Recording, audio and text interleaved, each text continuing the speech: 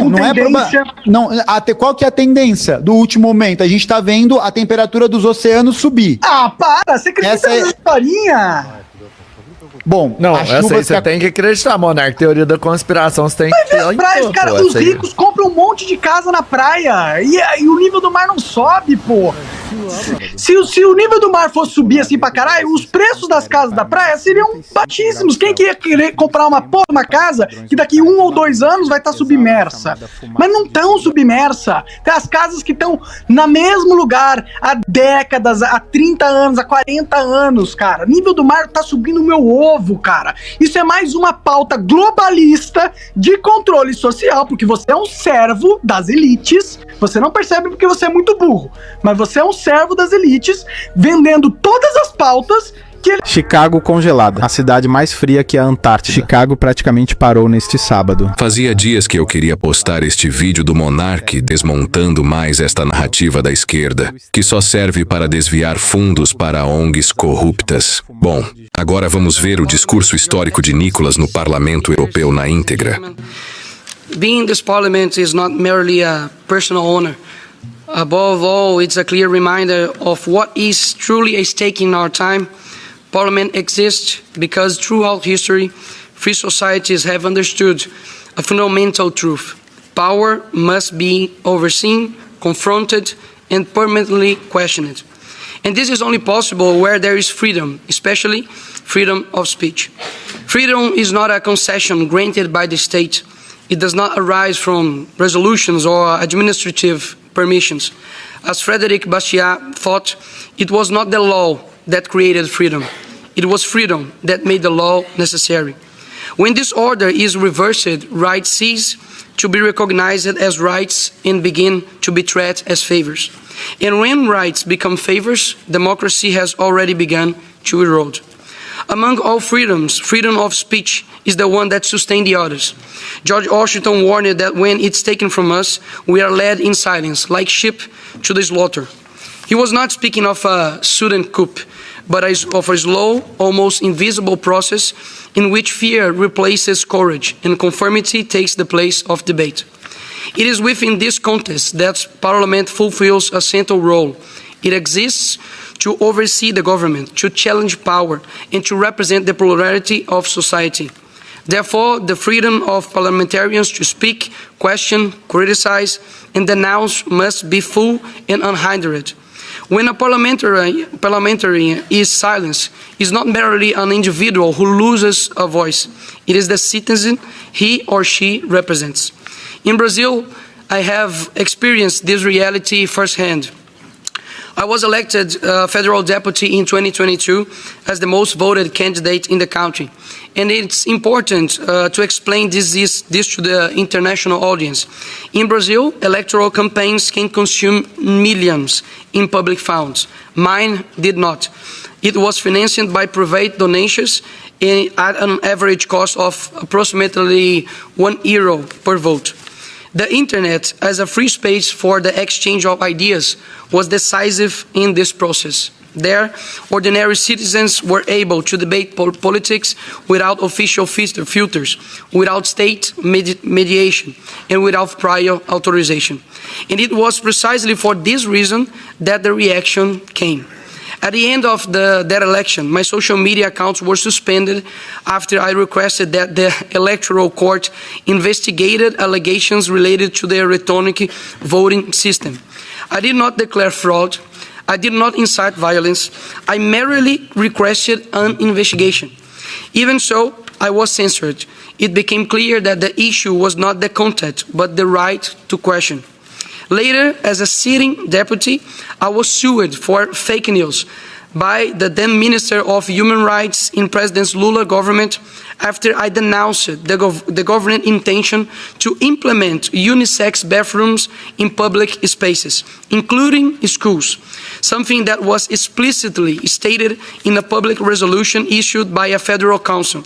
Shortly thereafter, the same minister was dismissed following allegations of a harassment against another minister. The fact I denounced remained true. The lawsuit against me did as well. In another episode, I was questioned by the federal police for having called the President of the Republic a thief in a speech delivered at the United Nations. Whether one agrees with me or not, the central question is, can a parliamentarian be criminally investigated for a political opinion? When that question no longer has a clear answer, democracy has already begun to deform. These facts lead us to a recent and revealing example of the importance of social media as a space for free debate. I published a video criticizing the Brazilian government's intention to monitor transactions conducted through Pix, the most widely used instant payment system in the country. The video surpassed 340 million views. This was not merely an impressive number. It was proof that society wants to be heard, wants to participate in the debate, and does not accept measures that threaten fundamental rights. The reaction was so intense that the very next day, the Brazilian government reversed course and revoked the regulation that would have expanded oversight of PIX, an explicit retreat in the face of popular pressure fueled by social media. These episodes are not exceptions. They are part of a broader trend. They attempt to control public debate under the seductive discourse of so-called regulation. And there is an important point here. This process does not affect only parliamentarians. It cascades downward and reaches the most vulnerable. It affects students in schools and universities who learn earlier on that certain questions must be not asked. It affects teachers who begin to weigh every word out of fear of punishment. It affects pastors, fathers and mothers, ordinary citizens who feel constant pressure to remain silent, even in the face of absurdity. Because if those who enjoy parliamentary immunity are being persecuted, investigated and intimidated for their opinions, the message received by the ordinary citizens is simple and brutal. Stay silent or you will be the next. This is the pedagogy of fear. Recently, I perceived even greater clarity the strategy of the censors. It is not merely about defeating the right politically, but about killing it while it is alive, pushing it into invisibility, suffocating its presence on social media, and spreading digital fear so that it paralyzes people in real life. Face this. I made a concrete decision. I decided to launch a movement called Wake Up Brazil.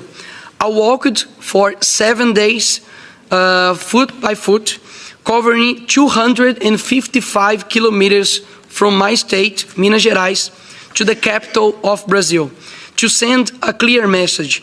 We exist. We will not accept being pushed into silence.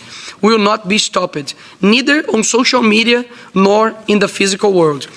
People were calling me the Brazilian Forrest Gump, but it was the best experience of my life. And this was possible because today the internet is the largest public square in the history of humanity. It where ideas emerge, circulated, are challenged, corrected, and refined. Its foundation is freedom. And in Brazil, there are repeated proposals to force the removal of publications deemed potentially false without a judicial decision. This is not regulation. This is a political control of speech. Whenever the state assumes the role of a prior arbiter of truth, debate dies before it even begins. Censorship rarely presents itself as tyranny. It presents itself as care, protection, the fight against hatred or the fight against disinformation. But the final result is always the same. Less freedom, less pluralism, less democracy. Defending freedom of speech does not mean agreeing with everything that is said. It means understanding that truth does not arise from imposed silence, but from the open confrontation of ideas. It means trusting society more than the censor. The great challenge of our time is to occupy spaces of dialogue with courage, clarity, and responsibility. That is why this meeting matters. That is why this message must be clear. Defending freedom of speech does not weaken democracy. Defending it strengthens democracy. And this is not a responsibility of one country, one parliament, or one generation alone. This is a permanent individual commitment to the very idea of a free civilization. I will continue with courage to defend my family, my homeland, my faith, and no censor will ever be able to stop me. And I encourage you all to do the same. And last but not least, you all guys can have political powers, you can have the best curriculum, you can have the best network. I think that Europe needs to claim a name above all, that is Jesus. Because when the left hear this name, they tremble. You cannot win this fight without him. Thank you so much.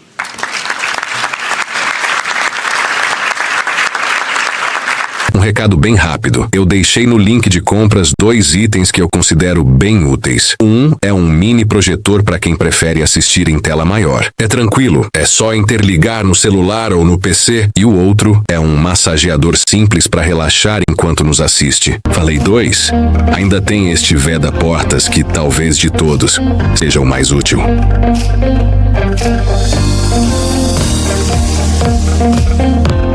Quem quiser dar uma olhada depois, o link tá aqui no vídeo.